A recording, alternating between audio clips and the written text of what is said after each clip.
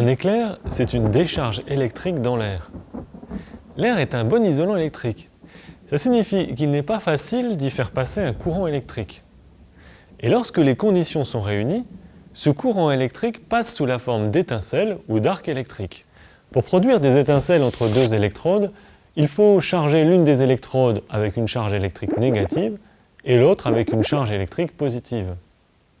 Si l'on reliait les deux électrodes avec un fil de cuivre, on aurait un courant électrique dans le fil. Mais ici, comme l'air est un isolant, les charges électriques continuent à s'accumuler sur les électrodes. Mais il y a une limite. Quand la tension atteint une certaine valeur, les charges passent brutalement d'une électrode à l'autre en traversant l'air. C'est l'arc électrique. La tension à atteindre pour l'air est de 10 000 volts si les deux électrodes sont séparées de 1 cm et que l'air est très humide. Dans un air sec, il faudra attendre 30 000 volts pour que l'arc électrique se déclenche. Donc, pour qu'un arc électrique se déclenche, il faut des charges électriques positives d'un côté et des charges électriques négatives de l'autre. Eh bien, dans un cumulonimbus, un nuage d'orage, on trouve justement de l'eau chargée négativement à la base du nuage et de la glace chargée positivement au sommet du nuage. Les scientifiques ne comprennent pas encore très bien pourquoi on trouve ces charges électriques à ces endroits-là. Ce qui est sûr, c'est qu'il y a beaucoup de courants d'air complexes qui peuvent déplacer les gouttes d'eau et la glace dans le nuage. Il est probable qu'en se frottant les uns aux autres, la glace se charge positivement et l'eau négativement. Et comme les morceaux de glace sont plus légers que l'eau, ils se retrouvent au sommet du nuage, tandis que l'eau tombe à la base du nuage. Des charges négatives s'accumulent donc à la base du nuage et des charges positives au sommet.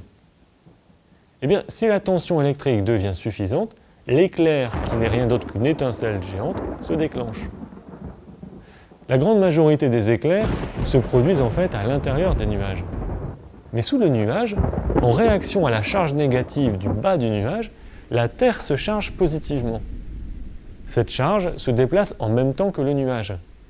Les charges positives présentes naturellement dans la Terre sont attirées par les charges négatives du nuage. Et là aussi, si la tension électrique devient suffisante, l'éclair se déclenche. Mais ce n'est pas aussi simple, car la tension entre le nuage et la Terre n'atteint jamais les 10 000 volts par centimètre qui permettraient l'arc électrique. Alors, que se passe-t-il en fait? La plupart du temps, tout commence dans le nuage. Une toute petite décharge électrique se produit à la base du nuage, vers le bas. Toute petite car elle est peu puissante, presque invisible à l'œil nu, et pas très longue, entre 50 et 100 mètres. Cette petite décharge ionise l'air sur son passage, elle arrache des particules électriques, les électrons, aux molécules de l'air. Le résultat, c'est que l'air sur le passage de cette petite décharge est devenu conducteur. Il s'est créé dans l'air un canal conducteur électrique qu'on appelle un traceur. Cette première décharge est suivie d'une seconde qui va prolonger le traceur de quelques dizaines de mètres et ainsi de suite. Le traceur se développe en zigzag et par bonds successifs avec plusieurs branches dans des directions aléatoires mais plutôt dirigées vers le sol. À partir du sol aussi, des traceurs peuvent se développer. Mais le fait est que la plupart du temps, ils ne montent pas très haut, juste quelques dizaines de mètres. Et il arrive bien sûr que des traceurs ascendants, c'est-à-dire venant du sol, croisent des traceurs descendants venant du nuage. Et au moment où la jonction s'opère, il y a donc un canal conducteur électrique qui relie le sol au nuage. Évidemment, toutes les charges électriques s'engouffrent dans ce canal. C'est le coup de foudre, l'éclair principal, beaucoup plus puissant que les premières décharges. Alors qu'un traceur peut mettre plusieurs dixièmes de seconde pour relier le nuage au sol, la décharge principale se produit en un temps 10 000 fois plus court, c'est-à-dire quelques dizaines de millionièmes de seconde. Sous l'effet de l'arc électrique, l'air chauffe à 20 000 degrés. L'air se dilate donc brutalement et produit une onde de choc qui se transforme à quelques mètres de l'éclair en onde sonore.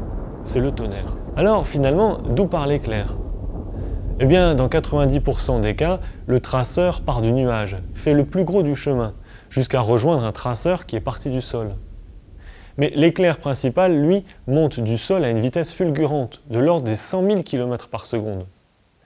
Les charges positives du sol viennent neutraliser les charges négatives à la base du nuage. Et donc finalement, dans la plupart des cas, le coup de foudre part du sol.